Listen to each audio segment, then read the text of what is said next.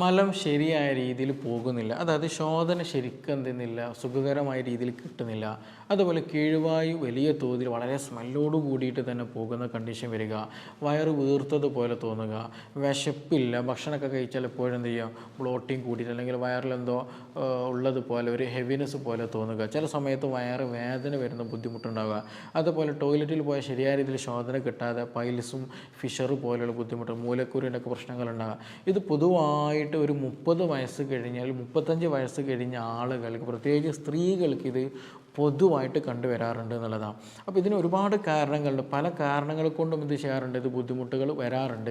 ചിലത് ഇത് കൂടിക്കഴിഞ്ഞിട്ടുണ്ടെങ്കിൽ food allergies വരിക, അതുപോലെയുള്ള മറ്റു പല അസുഖങ്ങളിൽ റൊമാറ്റിക് ആർത്തറൈറ്റിസിന് വാദത്തിൻ്റെ പ്രശ്നങ്ങൾ ഉണ്ടായിരിക്കുക, അതുപോലെ മറ്റു ഓട്ടോ ഇമ്മ്യൂൺ ഡിസീസുകളൊക്കെ ഉണ്ടാകാനുള്ള സാധ്യത വളരെ കൂടുതൽ. അതുപോലെ ഇമ്മ്യൂണിറ്റി കൂടുക, IgE കൂടുക, അതേപോലെ ഇങ്ങനെയുള്ള ബുദ്ധിമുട്ടുകൾ രക്തത്തിലൊക്കെ എന്ത് ചെയ്യും, അതിൻ്റെ ഇൻഫ്ലമേഷനുകളും അതുപോലെ ഇൻഫ്ലമേറ്ററി മീഡിയേറ്റേഴ്സൊക്കെ എന്ത് ചെയ്യും, പെട്ടെന്ന് കൂടുന്നതായിട്ട് നമുക്ക് കാണാൻ കഴിയും. അപ്പോൾ നമ്മൾ നിർബന്ധമായിട്ട് എന്ത് ചെയ്യണം, ഈ മലം കൂടിയിരിക്കുന്ന അവസ്ഥ അല്ലെങ്കിൽ ശോധന ഇല്ലാത്തൊരു കണ്ടീഷൻ നിർബന്ധമായിട്ട് നമ്മൾ എപ്പോഴും എന്ത് ചെയ്യണം, ക്ലീൻ ആക്കേണ്ടതാണ്, അത് ക്ലിയർ ചെയ്യേണ്ടതാണ്. അപ്പോൾ ഇന്ന് ഇവിടെ ഡിസ്കസ് ചെയ്യാൻ പോകുന്ന ഒരു പ്രധാന വിഷയം, ഈ എന്തുകൊണ്ടാണ് മലം ഇങ്ങനെ കെട്ടിക്കിടക്കുന്നത്, എന്തുകൊണ്ട് അത് പ്രോപ്പറായിട്ട് പോകുന്നില്ല, നമുക്ക് വീട്ടിൽ തന്നെ എന്തൊക്കെ കാര്യങ്ങൾ ചെയ്യണം, നമ്മുടെ ഭക്ഷണത്തിൽ എന്തൊക്കെ മാറ്റങ്ങൾ കൊണ്ടുവരാം എന്നതിനെ കുറിച്ചിട്ടാണ് ഇന്ന് ഇവിടെ ഡിസ്കസ് ചെയ്യാൻ പോകുന്നത്. എൻ്റെ പേര് doctor Siraj, medical officer, QNB health care, Koduvally.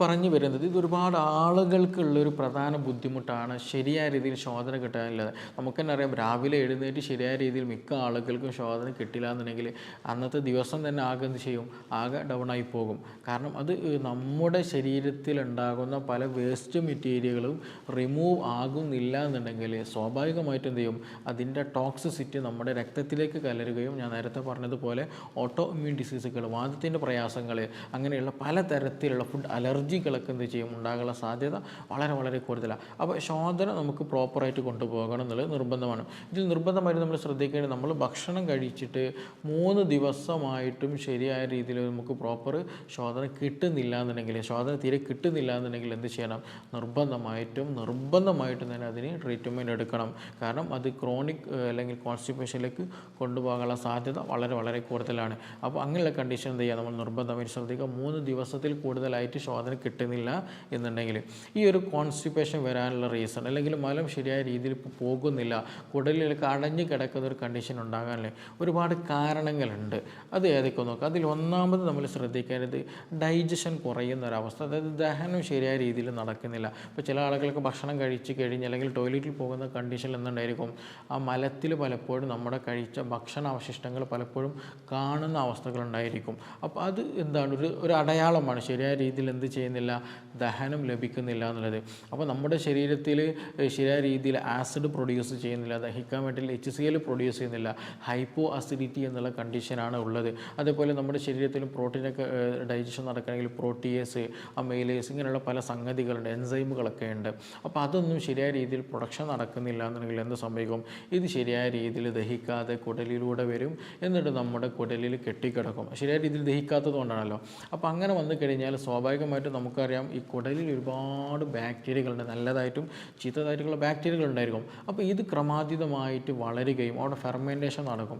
ഈ ഫെർമെൻറ്റേഷൻ പൊളിച്ച് കെട്ടിട്ട് എന്ത് ചെയ്യും, അതിൽ നിന്ന് ബാഡ് ഗ്യാസ് പ്രൊഡ്യൂസ് ചെയ്യും, മീഥേൻ ഗ്യാസ്, സൾഫർ ഗ്യാസ് ഒക്കെ എന്ത് ചെയ്യും, പ്രൊഡ്യൂസ് ചെയ്യും. അപ്പോൾ ഇത് എന്ത് ചെയ്യും, നല്ല രീതിയിൽ കീഴ്വായുവായിട്ട് നല്ല രീതിയിൽ പോവുകയും ചെയ്യും. അപ്പോൾ ഇതിൽ പ്രത്യേകത എന്താ ശരിക്കുകയാണെങ്കിൽ, ശരിയായ രീതിയിൽ എന്ത് ചെയ്യില്ല, മലം പോകില്ല, കെട്ടിക്കിടക്കും. അവിടെ മലം കെട്ടിക്കിടക്കുന്ന അവസ്ഥ ഉണ്ടായിരിക്കും. അത് ഫെർമെൻറ്റേഷൻ നടന്നിട്ട് എന്ത് ചെയ്യും, നല്ല രീതിയിൽ എന്ത് ചെയ്യും, ഗ്യാസ് കൂടുതൽ പോകുന്ന കണ്ടീഷൻ ഉണ്ടാകുമെന്നുള്ളതാണ്. അപ്പോൾ എൻസൈമിൻ്റെ ആക്ടിവിറ്റി കുറഞ്ഞു കഴിഞ്ഞാൽ, ദഹനം കുറഞ്ഞു കഴിഞ്ഞാൽ എന്ത് സംഭവിക്കും, ഈ പറഞ്ഞതുപോലെ കോൺസ്റ്റിപ്പേഷനും കീഴ്വായും സ്മെല്ലിങ്ങും ബ്ലോട്ടിങ്ങും വയറ് വീർത്തതുപോലെ അവസ്ഥകൾ ഉണ്ടാകാനുള്ള സാധ്യത വളരെ വളരെ കൂടുതലാണ്. അതേപോലെ തന്നെ ചില ആളുകൾക്ക് എന്ത് ചെയ്യും, ഇൻറ്റസ്റ്റൈനൽ മൂവ്മെൻറ്റ് കുറവാണെന്നുണ്ടെങ്കിൽ, അപ്പോൾ നമുക്കറിയാം ഈ ഇത് കുടൽ എന്നുള്ളത് ഒരു കുഴൽ രൂപത്തിലാണ്, ഒരു കുഴൽ രൂപത്തിലാണ് ക്രമീകരിച്ചിട്ടുള്ളത്.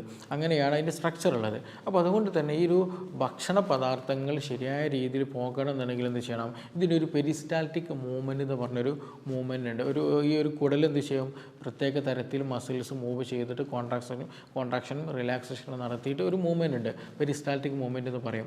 ആ മൂവ്മെൻറ്റ് കുറഞ്ഞാലും മോട്ടിലിറ്റി കുറഞ്ഞാലും ഈ പറഞ്ഞതുപോലെയുള്ള എന്ത് ചെയ്യും, ഭക്ഷണ അവശിഷ്ടങ്ങൾ കൂടുതൽ നേരം എന്ത് ചെയ്യും, നമ്മുടെ കുടലിൽ കെട്ടിക്കിടക്കേണ്ട ഒരു അവസ്ഥ വരും. അതായത് എസ്പെഷ്യലി ചില ഭക്ഷണങ്ങൾ എടുത്തു കഴിഞ്ഞാൽ, അതായത് ഈ ACVയുടെ സപ്ലിമെൻ്റ് ഒക്കെ എടുത്തു കഴിഞ്ഞാൽ ആപ്പിൾ സിഡർ വിനെഗറൊക്കെ അൺകൺട്രോൾഡ് ആയിട്ട് എന്ത് ചെയ്യും നിങ്ങൾക്ക് എടുക്കുന്നുണ്ടെങ്കിൽ അത് ഈ പറഞ്ഞതുപോലെ ഇൻറ്റസ്റ്റൈനൽ മോട്ടിലിറ്റി നല്ല രീതിയിൽ കുറക്കും, കുടലിൻ്റെ ആ മൂവ്മെൻറ്റ് കുറക്കും. അപ്പോൾ അങ്ങനെ വന്നു കഴിഞ്ഞാൽ എന്ത് ചെയ്യും, കഴിച്ച ഭക്ഷണം ദഹിച്ചിട്ടാണെങ്കിൽ പോലും നമ്മൾ നേരത്തെ പറയുന്നത് ദഹിക്കാതെ കുടലിൽ കിടക്കുന്ന അവസ്ഥ വരിക. ഇങ്ങനെയുള്ള കണ്ടീഷൻ, അതായത് മോട്ടിലിറ്റി കുറഞ്ഞാൽ ദഹനക്കേട് കൂടുതലുണ്ടാകും. അതായത് ദഹിച്ച ഭക്ഷണം എന്ത് ചെയ്യും, കുടലിൽ കൂടുതൽ നേരം നിൽക്കുന്നൊരവസ്ഥ വരും. അപ്പോൾ സ്വാഭാവികമായിട്ട് അവിടെ ബാക്ടീരിയൽ ഫെർമെൻറ്റേഷൻ നടന്നിട്ട് നേരത്തെ പറഞ്ഞതുപോലെ ഡീഹൈഡ്രേഷൻ ഉണ്ടാക്കാനുള്ള സാധ്യതയുണ്ട്, കോൺസ്റ്റിപ്പേഷൻ വരും. മാത്രമല്ല നല്ല രീതിയിൽ എന്ത് ചെയ്യും, ബാഡ് സ്മെല്ലുള്ള ഗ്യാസ് പുറന്തള്ളാനും സാധ്യത വളരെ വളരെ കൂടുതലാണ്. അപ്പോൾ ഡൈജഷൻ ഇങ്ങനെ നടന്നു കഴിഞ്ഞാൽ ഇത് ഈ പറഞ്ഞതുപോലെ വയറ് വെറുക്കാനും കോൺസ്റ്റിപ്പേഷൻ ഉണ്ടാകാനും മലം പുറന്തള്ളാതെ അവിടെ നിൽക്കാനുള്ള സാധ്യത വളരെ വളരെ കൂടുതലാണ്. ഇനി മറ്റൊരു പ്രധാന ഘടകം കോൺസ്റ്റിപ്പേഷൻ, ഡിലേഡ് ഗ്യാസ്ട്രിക് എംപ്റ്റിങ് എന്ന് പറയും.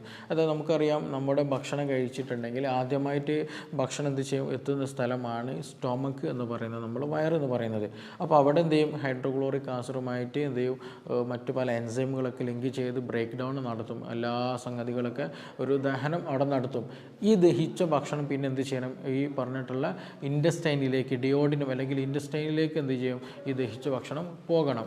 അപ്പോൾ ചില കണ്ടീഷനുകളിൽ പ്രത്യേകിച്ച് നല്ല ഷുഗറുള്ള ആളുകൾ, കയ്യിനും കാലിൽ തരിപ്പ് വരിക, ക്ഷീണം കൂടുതലായിട്ടുള്ള അങ്ങനെ അൺകൺട്രോൾഡ് ഷുഗറുള്ള ആളുകൾക്ക് എന്ത് ചെയ്യും, നരമ്പിന് നല്ല രീതിയിൽ എന്ത് ചെയ്യും, ഷുഗർ ബാധിക്കും. നമുക്കൊക്കെ അറിയുന്നതാണ്. അപ്പോൾ ഈ നരമ്പിന് ഷുഗർ ബാധിച്ചിട്ടുണ്ട് എന്നുണ്ടെങ്കിൽ സ്വാഭാവികമായിട്ടും ശരീരത്തിൽ എല്ലാ ഞരമ്പിനെയും അത് ബാധിച്ചിട്ടുണ്ടായിരിക്കും. അതങ്ങനെയാണ് ഉണ്ടാവുക, അതിൻ്റെ കാര്യങ്ങൾ അങ്ങനെയാണ്. അപ്പോൾ ഈ പറഞ്ഞതുപോലെ ഈ സ്റ്റൊമക്കിൽ നിന്ന് നമ്മൾ കഴിച്ച ഭക്ഷണം എന്ത് ചെയ്യണം, സ്റ്റൊമക്കിൽ നിന്ന് വയറിൽ നിന്ന് കുടലിലേക്ക് പോകണം. അപ്പോൾ ആ കുടലിലേക്ക് പോകുന്ന ആ ഒരു മൂവ്മെൻ്റ് ഉണ്ട്, അവന് പ്രത്യേകിച്ച് ഗ്യാസ്ട്രിക് മൂവ്മെൻ്റ് അവിടെ നടക്കുന്നുണ്ട്. ആ മൂവ്മെൻറ്റ് ശരിക്കും അവിടെ കിട്ടണം എന്നുണ്ടെങ്കിൽ എന്ത് വേണം, അതിന് വേണ്ടിയിട്ടുള്ള ഇമ്പൾസ് അല്ലെങ്കിൽ ഞരമ്പ് ശരിയായ രീതിയിൽ പ്രവർത്തിക്കണം. അപ്പോൾ ഞാൻ നേരത്തെ പറയുമ്പോൾ നല്ല ഷുഗറുള്ള ആൾ നരമ്പൊക്കെ കേട് വന്ന് തുടങ്ങിയിട്ടുണ്ടെങ്കിൽ ഈ പറഞ്ഞതുപോലെ ഈ ഗ്യാസ്ട്രിക്കിൽ നമ്മുടെ വയറ്റിനുള്ളിലുള്ള ഞരമ്പുകൾക്കും അത് ബാധിക്കും. അപ്പോൾ എന്ത് ചെയ്യും, ഈ വയറ്റിൽ നിന്ന് കുടലിലേക്ക് ഭക്ഷണം പോകുന്ന എമൗണ്ട് കുറയും, എല്ലാം പോകുന്ന അവസ്ഥ വരും. അപ്പോൾ അങ്ങനെ വന്നാലും ഞാൻ നേരത്തെ പറഞ്ഞ പോലെ അവസ്ഥ ഉണ്ടാകും. അതായത് വയറ് വീർത്തതുപോലെ കണ്ടീഷൻ വരിക, വിശപ്പില്ലാത്ത അവസ്ഥ വരിക, പെട്ടെന്ന് വയറ് നിറഞ്ഞ കണ്ടീഷൻ വരിക. അപ്പോൾ അതുകൊണ്ട് തന്നെ ഷുഗറുള്ള ചില ആളുകൾക്ക് എന്തെങ്കിലും കൂടിയാൽ കഴിഞ്ഞിട്ടുണ്ടെങ്കിൽ ഭക്ഷണത്തോട് തീരെ താല്പര്യം ഉണ്ടായിരിക്കില്ല, ശോധന ശരിക്കായിട്ട് കിട്ടൂല, പിന്നെ ഇങ്ങനെയുള്ള പ്രധാന ബുദ്ധിമുട്ടുകൾ പൊതുവേ കണ്ടുവരുന്ന. അപ്പോൾ അവർ നിർബന്ധമായിട്ട് ശ്രദ്ധിക്കേണ്ടത് വെറും ഗ്യാസിൻ്റെ മരുന്ന് കുടിച്ചുകൊണ്ടോ അല്ലെങ്കിൽ മലം പോകാനുള്ള എന്തെങ്കിലും സംഗതികൾ കഴിച്ചത് കൊണ്ടോ ട്രീറ്റ്മെൻറ്റ് എടുത്തുകൊണ്ടോ മാത്രം മാറുന്നില്ല.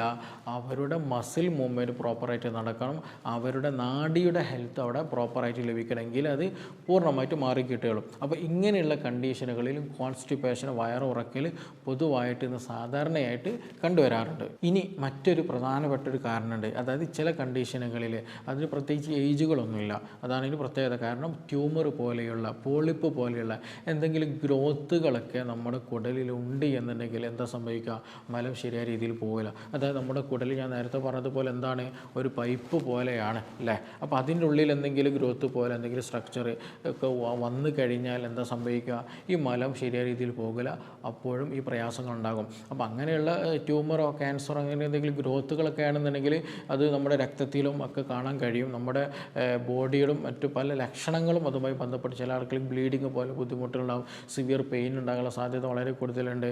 അതുപോലെയുള്ള ഇൻഫ്ലമേറ്ററി മീഡിയേറ്റേഴ്സ് എന്ത് ചെയ്യും, ബ്ലഡിലൊക്കെ നല്ല രീതിയിൽ കൂടാനുള്ള സാധ്യത വളരെ കൂടുതലാണ്. അപ്പോൾ അല്ലാത്ത കണ്ടീഷനുകളിലേക്ക് പൊതുവേ നമ്മുടെ ദഹന സംബന്ധമായിട്ടുണ്ടാകുന്ന പൊതുവേ കണ്ടുവരുന്ന ശീലങ്ങൾ തന്നെയാണ്. ഇനി ചില ആളുകൾക്ക് ഞാൻ തുടക്കത്തിൽ പറഞ്ഞതുപോലെ വയറ് വീർക്കുന്ന ഒരു അവസ്ഥ പൊതുവേ കണ്ടുവരാറുണ്ട്.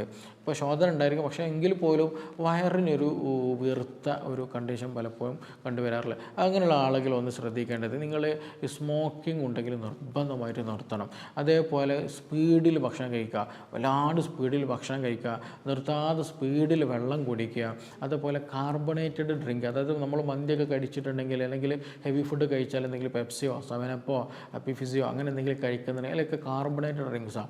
അപ്പോൾ അത് കഴിച്ച് കഴിഞ്ഞാൽ അതിലുള്ള കാർബണേറ്റഡ് ഡ്രിങ്ക് ഇതെന്ത് ചെയ്യും, ആ ഒരു വാതകം നമ്മുടെ സ്റ്റൊമക്കിൽ കുടലിലേക്ക് ഇറങ്ങാനുള്ള സാധ്യത വളരെ കൂടുതലാണ്. അപ്പോൾ 100% ഇറങ്ങിയിട്ടുണ്ട് എന്നുണ്ടെങ്കിൽ ഒരു 80% ചിലപ്പോൾ നമ്മൾ വയറ്റ് എന്ത് ചെയ്യും, നല്ല ഗ്യാസൊക്കെ വിട്ടു പോകുമ്പോൾ നമുക്ക് നല്ല കംഫർട്ട് ഫീൽ ചെയ്യും. പക്ഷെ അവിടെ ഒരു 20-25% എന്ത് ചെയ്യും, അവിടെ സ്റ്റേ ചെയ്യും. അത് പിന്നെ നമുക്ക് പ്രയാസങ്ങളുണ്ടായിരിക്കും. അപ്പോൾ അങ്ങനെ കാർബണേറ്റഡ് ഡ്രിങ്ക്സ് കൂടുതലായിട്ട് കിടക്കുന്നുണ്ടെങ്കിലും ഈ പറഞ്ഞതുപോലെ ചൂയിങ്ങും കൂടുതൽ എപ്പോഴും ചവച്ചുകൊണ്ടിരിക്കുന്ന ശീലങ്ങളൊക്കെ ഉണ്ടെന്നുണ്ടെങ്കിൽ നമ്മൾ അറിയാതെ തന്നെ എന്ത് സംഭവിക്കുകയാണ്, ഗ്യാസ് നമ്മുടെ വയറ്റിലേക്ക് ചെല്ലുകയാണ്. അപ്പോൾ അങ്ങനെ വന്നു കഴിഞ്ഞാൽ എന്ത് ചെയ്യും, വിശപ്പുണ്ടാവില്ല, വയറ് വീർത്തത് പോലെ തോന്നും, എന്തെങ്കിലും കഴിച്ചാൽ വയറ് പെട്ടെന്ന് ഫുള്ളായ പോലെ തോന്നുക, ക്ഷീണം കൂടുതൽ തോന്നുക, ഇങ്ങനെയുള്ള പ്രശ്നങ്ങളൊക്കെ നല്ല രീതിയിൽ, അതായത് വയറെപ്പോഴും ഫില്ലായത് ഹെവിനെസ് ആയിട്ട് നിൽക്കുക. അതേസമയം എന്തുണ്ടായിരിക്കും, മലം കുറയും, ശോധന കുറഞ്ഞൊരു അവസ്ഥ ഉണ്ട്. കാരണം എന്താണ്, ഭക്ഷണം കൂടുതൽ കഴിക്കുന്നില്ല, എപ്പോഴും വയറ് വീർത്ത് ഗ്യാസ് ഫില്ല് ചെയ്ത് ഇങ്ങനെ ഡംബറായി നിൽക്കുന്ന ഒരു കണ്ടീഷനായിരിക്കും അങ്ങനെയുള്ള ആളുകളെ ഉണ്ടാവും. അപ്പോൾ അങ്ങനെ ഈ ചോദിക്കാനുള്ള ആളുകൾ, എപ്പോഴും കഴിക്കുന്ന ശീലമുള്ള ആളുകൾ, അതുപോലെ തന്നെ സ്മോക്കിംഗ് കൂടുതൽ ചെയ്യുന്ന ആളുകൾ, എപ്പോഴും കാർബണേറ്റ് ഡ്രിങ്ക്സുകൾ കാര്യങ്ങൾ കഴിക്കുന്ന ആളുകൾ നിർബന്ധമായിട്ടും അത് ഒഴിവാക്കുക തന്നെ വേണം. അതുപോലെ എപ്പോഴും സ്പീഡിൽ വെള്ളം കുടിക്കുക, നിർത്താതെ വെള്ളം കുടിച്ചുകൊണ്ട് നിൽക്കുക, ഇറക്കി എന്ത് ചെയ്യണം, നമ്മൾ കുടിക്കാൻ ശ്രദ്ധിക്കണം. അതേപോലെ ഭക്ഷണം സ്പീഡിൽ എന്ത് ചെയ്യാം, കഴിക്കുന്ന ശീലമുണ്ടെങ്കിലും അതിൻ്റെ കൂടെ എന്ത് ചെയ്യും, വായു നമ്മുടെ ശരീരത്തിലേക്ക്, നമ്മുടെ ദഹന വ്യവസ്ഥയിലേക്ക് കടക്കും. അതുപോലെ ഭക്ഷണത്തിൻ്റെ കഴിക്കുന്നതിൻ്റെ ഇടയിൽ സംസാരിച്ചു കൊണ്ടിരിക്കുന്ന ശീലമുണ്ടെങ്കിൽ അവരിലും ഈ പറഞ്ഞതുപോലെ നമ്മുടെ അന്തരീക്ഷ വായു തന്നെ എന്ത് ചെയ്യും, നമ്മുടെ വയറ്റിലേക്ക് എത്താനും ഈ പറഞ്ഞ വയറ് വീർക്കുന്ന ഒരു കണ്ടീഷൻ ഉണ്ടാകാനുള്ള സാധ്യത വളരെ കൂടുതലാണ്. ഇനി ഗ്യാസ് ഉണ്ടാകാൻ മറ്റൊരു റീസൺ കൂടെ ഉണ്ട്, ഡിസ്ബയോസിസ് എന്ന് പറയും. ഞാൻ നേരത്തെ സൂചിപ്പിച്ച പോലെ നമ്മുടെ കുടലിൽ എന്തുണ്ട്, ഒരുപാട് നല്ല ബാക്ടീരിയകളും അതുപോലെ ചിലപ്പോൾ ചീത്ത ബാക്ടീരിയ ഉണ്ടായിരിക്കും. അപ്പോൾ ഇതെപ്പോഴും ഒരു സന്തുലിതാവസ്ഥയിലാണ് കുടലിൽ നിൽക്കുക. അങ്ങനെ നിൽക്കുമ്പോഴാണ് നമ്മുടെ ദഹനം പ്രോപ്പറായിട്ട് നടക്കുക, ഇമ്മ്യൂണിറ്റി കിട്ടുക, മറ്റു പ്രയാസങ്ങളൊന്നും ഇല്ലാതെ ശോധനയൊക്കെ പ്രോപ്പറായിട്ട് നടക്കുക.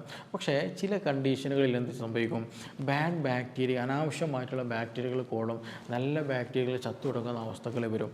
അപ്പോൾ നമ്മൾ ഭക്ഷണം കഴിക്കുമ്പോൾ എന്ത് ചെയ്യും, ശരിയായ രീതിയിൽ അവിടെ ദഹനം നടക്കില്ല, അവിടെ ഡിസ്ബയോസിസ് കാണാൻ എന്ത് ചെയ്യും, ഒരുപാട് ദഹന പ്രശ്നങ്ങളുണ്ടാകും, ഫുഡ് അലർജീസുകൾ ഉണ്ടാകാൻ സാധ്യത വളരെ കൂടുതലാണ്. ചില ആളുകളുണ്ടല്ലോ ഭക്ഷണം കഴിച്ച് കഴിഞ്ഞാൽ ചൊറിച്ചിലും പുകച്ചിലൊക്കെ വരുന്നത്, അതിനൊരു റീസൺ ഇതാണ്. അതേപോലെ IgE ക്രമാതീതമായിട്ട് കൂടുന്നൊരു അവസ്ഥ ഉണ്ടാകുക, ലീക്കി ഗട്ട് സിൻഡ്രോം എന്നൊക്കെ പറയും.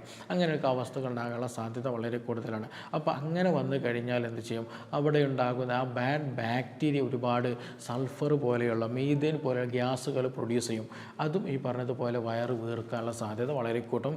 ബാഡ് സ്മെല്ലിൽ എന്ത് ചെയ്യും, കീഴ്വായി പോകുന്ന ഒരു കണ്ടീഷൻ വരികയും ചെയ്യും. അപ്പോൾ ഈ ഡിസ്ബയോസിസ് എന്നുള്ള കണ്ടീഷനുള്ള ആളുകൾ ശരിയായ രീതിയിൽ നല്ല പ്രോപ്പറായിട്ടുള്ള ഗട്ട് ഹെൽത്ത് ഇല്ല എന്നുണ്ടെങ്കിലും ഈ പറഞ്ഞ ബുദ്ധിമുട്ടുണ്ടാകാനുള്ള സാധ്യത വളരെ വളരെ കൂടുതലാണ്. അതേപോലെ എന്ത് ചെയ്യുക, നമ്മൾ എപ്പോഴും ഹൈ പ്രോട്ടീൻ എടുക്കുന്ന, എസ്പെഷ്യലി മത്സ്യമൊക്കെ എടുക്കുന്ന ശീലം കൂടുതലായിട്ടുണ്ട് എന്നുണ്ടെങ്കിലും അതിൻ്റെ ഒരു ബൈ പ്രൊഡക്റ്റായിട്ടും സൾഫറിൻ്റെ എന്ത് ചെയ്യും, കോമ്പൗണ്ടുകളൊക്കെ ഉണ്ടാകും, സൾഫർ ഗ്യാസുകളൊക്കെ പ്രൊഡ്യൂസ് ചെയ്യും. അപ്പോഴും ബാഡ് സ്മെൽ. അതുകൊണ്ടാണ് ചില ആളുകളൊക്കെ ഇറച്ചിയും മീനൊക്കെ കഴിച്ച് കഴിഞ്ഞാൽ എന്ത് സംഭവിക്കും, കിഴുവായി വളരെയധികം ബാഡ് സ്മെല്ലിൽ പോകാനുള്ളൊരു റീസൺ അതുകൊണ്ടാണ്. അപ്പോൾ ഈ സൾഫറിൻ്റെ പ്രസൻസാണ്. അപ്പോൾ കൂടുതലായിട്ട് പ്രോട്ടീൻ എടുക്കുന്നുണ്ട്, ഈ ദഹനം പ്രോപ്പർ അല്ല എന്നുണ്ടെങ്കിൽ പ്രത്യേകിച്ച് എന്ത് ചെയ്യും, ഈ പറഞ്ഞ ബുദ്ധിമുട്ടുണ്ടാകാനുള്ള സാധ്യത വളരെ വളരെ കൂടുതലാണ്. അതേപോലെ സ്ലോ ഡൈജഷൻ ആണെന്നുണ്ടെങ്കിൽ, ഞാൻ കോൺസ്റ്റിപ്പേഷൻ വിഷയത്തിൽ പറഞ്ഞതുപോലെ ഡൈജഷനും എല്ലാം നടക്കുകയാണ് കൂടുതൽ സമയം നമ്മുടെ വയറ്റിലേക്ക്, അതായത് നമ്മുടെ ഇൻറ്റസ്റ്റൈനിൽ, കുടലിൽ ഈ പറഞ്ഞതുപോലെ ഭക്ഷണ പദാർത്ഥം നിൽക്കുന്ന സ്റ്റേ ചെയ്യുന്ന കണ്ടീഷൻ വന്നു കഴിഞ്ഞാൽ അവിടെ എന്ത് ചെയ്യും, ഗ്യാസ് പ്രൊഡ്യൂസ് ചെയ്യും. ഈ പറഞ്ഞതുപോലെയുള്ള സ്മെല്ല് ആയിട്ടുള്ള ഗ്യാസ് ഉണ്ടാകും, വയറ് വീർക്കുന്ന പോലെയൊക്കെ കണ്ടീഷൻ ഉണ്ടാകുന്നതാണ്. അപ്പോൾ പ്രധാനമായിട്ടും ഈ പറഞ്ഞ കാര്യങ്ങളാണ് പലപ്പോഴും നമുക്ക് ഗ്യാസ് ഉണ്ടാക്കുന്നതും കോൺസ്റ്റിപ്പേഷനൊക്കെ ഉണ്ടാക്കുന്ന ഒരു പ്രധാന ഘടകങ്ങളെന്ന് പറയുന്നത്. അപ്പോൾ ഇതില്ലാതിരിക്കാൻ നമുക്ക് ചില കാര്യങ്ങളൊന്ന് ചെയ്യണം. അതിലൊന്നാമത് ഹൈഡ്രേഷൻ നിലനിർത്തുക എന്നുള്ളതാണ്. നല്ല രീതിയിൽ വെള്ളം കുടിക്കുക. പ്രത്യേകിച്ച് അതിരാവിലെ എഴുന്നേൽക്കുന്ന സമയത്ത് തന്നെ എന്ത് ചെയ്യണം, ഒരു ഇളം ചൂടുള്ള വെള്ളം കുടിക്കുക. എന്തെങ്കിലും ലെമണൊക്കെ ചേർക്കുകയാണെങ്കിൽ വളരെ നല്ലതാണ്.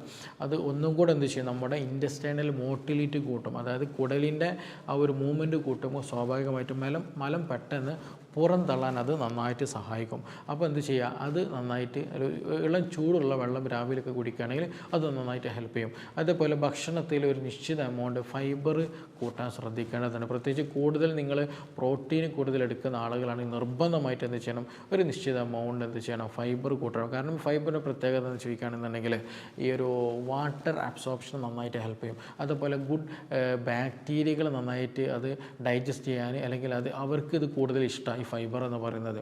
അവരുടെ പ്രധാന ഭക്ഷണം കൂടെയാണ് ഈ പറയുന്ന ഫൈബർ. അപ്പോൾ അവിടെ ഈ ഗുഡ് ബാക്ടീരിയ ഉണ്ടാക്കണമെന്നുണ്ടെങ്കിൽ എന്ത് വേണം, നല്ല ഫൈബർ ഭക്ഷണത്തിലൂടെ ലഭിക്കണം. അപ്പോൾ എന്ത് ചെയ്യുക, ഈ പറഞ്ഞ പോലെ നല്ല ഫൈബർ നമ്മുടെ ഭക്ഷണത്തിൽ ഉൾപ്പെടുത്തുക എന്നുള്ളത്. അതേപോലെ പ്രോബയോട്ടിക് നമ്മൾ ഭക്ഷണത്തിൽ ഉൾപ്പെടുത്തുക. ഞാൻ നേരത്തെ പറഞ്ഞല്ലോ, നമ്മുടെ ശരീരത്തിൽ കുടലിൽ ഉണ്ടാകുന്ന ബാക്ടീരിയകളുടെ പ്രവർത്തനം വളരെ ഇമ്പോർട്ടൻ്റ് ആണ്. അപ്പോൾ അത് ഇംപ്രോപ്പർ ആയി കഴിഞ്ഞാൽ വളരെയധികം പ്രയാസങ്ങളുണ്ടാകും. അപ്പോൾ അവിടെ നല്ല ബാക്ടീരിയകൾ ഉണ്ടാകാനും ചീത്ത ബാക്ടീരിയകൾ നഷ്ടപ്പെടാനും അത് നശിച്ചു പോകാനും നമുക്ക് പ്രോബയോട്ടിക് വളരെ ഇമ്പോർട്ടൻ്റ് ആണ്. ഇന്ന് ഒരുപാട് ക്യാപ്സൂൾ ഫോമിലൊക്കെ അവൈലബിൾ ആണ്. പക്ഷേ നമുക്ക് എന്ത് ചെയ്യാം, വീട്ടിൽ നിന്ന് തന്നെ തൈര് വളരെ നല്ലൊരു പ്രോബയോട്ടിക്കാണ്. അപ്പോൾ തൈര് കഴിക്കുന്ന സമയത്ത് നമ്മൾ ശ്രദ്ധിക്കണം. കാരണം ഫ്രിഡ്ജിൽ നിന്ന് എടുത്തിട്ട് അതേപോലെ തണുത്ത തൈര് കഴിക്കരുത്. നമ്മൾ പുറത്തേക്ക് എടുത്ത് വെച്ച് നോർമൽ ടെമ്പറേച്ചർ ആക്കിയിട്ട് എന്തെങ്കിലും വെജിറ്റബിൾസിന് കൂടെ മിക്സ് ചെയ്തിട്ടോ അല്ലാതെ ഉണ്ടെങ്കിൽ അതേപോലെ കഴിക്കാനൊക്കെ ശ്രദ്ധിക്കുക എന്നുള്ളതാണ്. അപ്പോൾ നിശ്ചിത എമൗണ്ട് ചെയ്യുക, ഒരു നിശ്ചിത ഗ്രാം തൈര് ദിവസവും തണുപ്പില്ലാതെ നോർമൽ ടെമ്പറേച്ചറിലായിട്ടുള്ള തൈര് എന്ത് ചെയ്യുക, കഴിക്കാൻ ശ്രദ്ധിക്കുക. അത് കൂടുതൽ പുളി ഇല്ലാത്തതാണ് കഴിക്കുന്നതാണ് ഏറ്റവും ഉചിതം. ചില ആളുകൾക്ക് കൂടുതൽ പുളിയുള്ളത് കഴിച്ചാൽ കോൺസ്റ്റിപ്പേഷൻ, ഒരു ഡ്രൈനെസ് ബോഡിയിൽ ഉണ്ടാകാറുണ്ട്. അപ്പോൾ അതില്ലാതിരിക്കാൻ കൂടെ വേണ്ടിയിട്ടാണ് പുളി ഇല്ലാത്ത തൈര് എന്ത് ചെയ്യുക, നമ്മൾ ഭക്ഷണത്തിൽ ഉൾപ്പെടുത്താൻ പരമാവധി ഒന്ന് ശ്രദ്ധിക്കുക. അതേപോലെ നമ്മൾ എപ്പോഴും അമിത ഭക്ഷണം കഴിക്കുന്ന ശീലമുണ്ട്, എപ്പോഴും കഴിച്ചുകൊണ്ടിരിക്കുന്ന ശീലമുണ്ടെന്നുണ്ടെങ്കിൽ അത് നല്ല രീതിയിൽ ഡൈജഷനെ ബാധിക്കും. ഞാൻ നേരത്തെ പറഞ്ഞ സ്ലോ ഡൈജഷൻ ആയിരിക്കും ഉണ്ടാകുക. അത് വളരെ തോതിൽ ഇൻഫ്ലമേഷനും ഗട്ടിയിലുണ്ടാകും. അപ്പോൾ എപ്പോഴും കഴിക്കുന്ന ശീലം ഉണ്ടാകരുത്. കഴിക്കുന്ന സമയത്ത് ആവശ്യത്തിന് വിശപ്പ് മാറുന്ന സമയത്ത്, അല്ലെങ്കിൽ വിശപ്പ് മാറുന്നത് വരെ മാത്രം കഴിക്കുക എന്നുള്ളതാണ്. പ്രത്യേകിച്ച് ഇന്ന് രാത്രി സമയത്തൊക്കെ ഹെവി ഫുഡ്, മന്തി ആകട്ടെ, ബിരിയാണി ആകട്ടെ, നെയ്ച്ചോറാകട്ടെ, കബ്സയാകട്ടെ, മധുഹൂത്താകട്ടെ, ഇങ്ങനെയുള്ള ഹെവി ഫുഡുകൾ നമ്മൾ പൊതുവേ ഇന്ന് കഴിക്കുന്ന ശീലമുണ്ട്. അപ്പോൾ രാത്രി സമയത്ത് പൊതുവേ എന്ത് ചെയ്യും, നമ്മുടെ ഇൻറ്റസ്റ്റൈനൽ മൂവ്മെൻറ്റ്, മോട്ടിലിറ്റി ഒക്കെ പൊതുവേ കുറയുന്ന ഒരു സമയം കൂടിയാണ്. അപ്പോൾ ഹെവി ഫുഡ് കഴിച്ച് കഴിഞ്ഞാൽ എന്താണ് സംഭവിക്കുക, നമ്മുടെ ഇൻറ്റസ്റ്റൈനൽ മോട്ടിലിറ്റി കുറഞ്ഞാൽ അതൊരു ഹെവിനെസ് പോലെ, ഒരു കനമുള്ളതുപോലെ മിക്ക ആളുകൾക്കും ഉണ്ടാകാറുണ്ട്. പ്രത്യേകിച്ച് ഇൻഡൈജഷൻ ഉള്ള ആളുകളാണെങ്കിൽ അത് വളരെയധികം പ്രയാസപ്പെടുത്തും. പൊളിച്ചത് കെട്ടുന്ന അവസ്ഥ വരിക, അതുപോലെ ഇൻഡൈജഷന് കാരണമായിട്ട് ബാഡ് സ്മെല്ലുള്ള ഗ്യാസ് പുറന്തള്ളുക, ഉറക്കം ശരിയായ രീതിയിൽ കിട്ടാത്ത കണ്ടീഷനൊക്കെ വരിക, ഇങ്ങനെയുള്ള പല ബുദ്ധിമുട്ടുകൾ ഉണ്ടാകാനുള്ള സാധ്യത വളരെ വളരെ കൂടുതലാണ്. അതേപോലെ നമുക്കിതൊക്കെ മാറാൻ പറ്റിയൊരു സംഗതിയുണ്ട്. ഒരു ടീസ്പൂൺ നെയ്യും അതേപോലെ ഒരു ഇളം ചൂടുള്ള വെള്ളത്തിൽ കലർത്തിയിട്ട് നമ്മളെന്നും രാവിലെ കുടിക്കുകയാണെന്നുണ്ടെങ്കിൽ, വെറും വയറ്റിലൊക്കെ കുടിക്കുകയാണെന്നുണ്ടെങ്കിൽ നല്ല മാറ്റം ഉണ്ടായിരിക്കും. ഒന്ന്, നമ്മുടെ ഇൻറ്റസ്റ്റൈനൽ സൂത്തിങ് ഉണ്ടായിരിക്കും. അത് ഇൻറ്റസ്റ്റൈനിലൂടെ ഉള്ളിലൂടെയാണല്ലോ മലം പോകുന്നത്. അപ്പോൾ ഒരു കുഴലിൻ്റെ ഉള്ളിലൂടെ ഒരു സംഗതി പോകണമെന്നുണ്ടെങ്കിൽ എന്ത് സമയം, അവിടെ ഒരു ഗ്രീസി നേച്ചർ വേണം, അല്ലേ, ഒരു വഴുവഴുപ്പ് വേണമെങ്കിൽ അത് സ്മൂത്തായിട്ട് പോയി കിട്ടുള്ളൂ. അല്ലെങ്കിൽ അത് ഉറച്ച് ഡ്രൈ ആയി കഴിഞ്ഞാൽ എന്ത് ചെയ്യും, പോയി കിട്ടില്ല. അപ്പോൾ ഈ ഒരു വെള്ളം കുടിക്കുകയാണെന്നുണ്ടെങ്കിൽ, ഞാൻ നേരത്തെ പറഞ്ഞ നെയ്യൊക്കെ നമ്മൾ വെറും വയറ്റിൽ പണ്ടത്തെ ആളുകളൊക്കെ ശീലമാക്കിയത് കൊണ്ട് തന്നെയാണ്. കാരണം അത് കഴിക്കുന്ന സമയത്ത് എന്ത് ചെയ്യുക, നമ്മുടെ ഇൻറ്റസ്റ്റൈനൽ ഗട്ട് ലൈനിങ് നല്ല രീതിയിൽ ലൂബ്രിക്കേറ്റഡ് ആവും. ഇൻഫ്ലമേഷൻ കുറയ്ക്കാൻ ഇത് നന്നായിട്ട് ഹെൽപ്പ് ചെയ്യും. അതുപോലെ അതിൻ്റെ കൂടെ ഈ പറഞ്ഞതുപോലെ ചെറിയ ഇളം ചൂടുള്ള വെള്ളം കൂടി കുടിക്കുകയാണെങ്കിൽ ഇൻറ്റസ്റ്റൈനൽ മോട്ടിലിറ്റി കൂട്ടാൻ ഇത് നന്നായിട്ട് അത് സഹായകരമാകുന്നതാണ്. അപ്പോൾ അങ്ങനെ ചെയ്ത് കഴിഞ്ഞാൽ ഇപ്പോൾ പറഞ്ഞതുപോലെ നല്ല മാറ്റം ഉണ്ടായിരിക്കും. അപ്പോൾ ഈ പറഞ്ഞ കാര്യങ്ങൾ നമുക്ക് ഒരുപാട് ആളുകൾക്ക് ഉണ്ടാകുന്ന പ്രയാസമാണ്. പ്രത്യേകിച്ച് ഒരു 35 വയസ്സ് കഴിഞ്ഞാൽ ഷുഗറുള്ള ആളുകൾക്ക് എടുത്തു പറയേണ്ടതാണ് ഈ മലം കെട്ടിക്കിടക്കുക, ശോധന പ്രോപ്പറായിട്ട് കിട്ടുന്നില്ല, ഇങ്ങനെയുള്ള പ്രയാസം എന്നുള്ളത്. അപ്പോൾ നമ്മൾ സ്പെസിഫിക് ആയിട്ടൊരു സ്വന്തം ട്രീറ്റ്മെൻറ്റ് എടുക്കുന്നതിന് മുമ്പായിട്ട്, ഒരു എന്തെങ്കിലും മെഡിസിനൊക്കെ എടുക്കുന്നതിന് മുമ്പായിട്ട് എന്തുകൊണ്ടാണ് എനിക്ക് കോൺസ്റ്റിപ്പേഷൻ വന്നിട്ടുള്ളത്, മറ്റെന്തെങ്കിലും പ്രയാസങ്ങൾ ഇതുമായി ബന്ധപ്പെട്ടുണ്ട്. ചില ആളുകൾക്ക് കോൺസ്റ്റിപ്പേഷൻ വന്നിട്ട് അലർജിക് ഇഷ്യൂസ് ഉണ്ടായിരിക്കും, സ്കിൻ അലർജീസ് ഉണ്ടായിരിക്കും, സോറിയാസിസ് ഉണ്ടായിരിക്കും, കാലുമുട്ട് വേദനയൊക്കെ ഉണ്ടായിരിക്കും. ബട്ട് അവരുടെ പ്രശ്നം ചിലപ്പോൾ എന്തായിരിക്കും, ഈ പറഞ്ഞതുപോലെ കാലുമുട്ട് വേദനയോ അലർജിയോ അങ്ങനെ എന്തെങ്കിലും ആയിരിക്കും. പലപ്പോഴും എന്ത് ചെയ്യില്ല, കുടലിൻ്റെ അവസ്ഥ പലപ്പോഴും നോക്കാറും ഇല്ല. അപ്പോൾ അങ്ങനെയുള്ള ആളുകൾ എന്ത് ചെയ്യണം, കുടൽ പ്രോപ്പറാണ് ഫങ്ഷൻ ചെയ്യുന്നതുള്ളവർ നോക്കൽ നിർബന്ധമാണ്. അപ്പോൾ ഇതുമായി ബന്ധപ്പെട്ട എന്തെങ്കിലുമൊക്കെ സംശയങ്ങളൊക്കെ ഉണ്ട്, കൂടുതൽ അറിയാനൊക്കെ ഉള്ള താല്പര്യമുള്ള ആളുകൾക്ക് എന്ത് ചെയ്യാം, താഴെ തന്നിട്ടുള്ള നമ്പറിൽ ബന്ധപ്പെടാവുന്നതാണ്. നമുക്കിനി മറ്റൊരു വിഷയവുമായി ബന്ധപ്പെട്ടിട്ട് വീണ്ടും കാണാം. Thank you.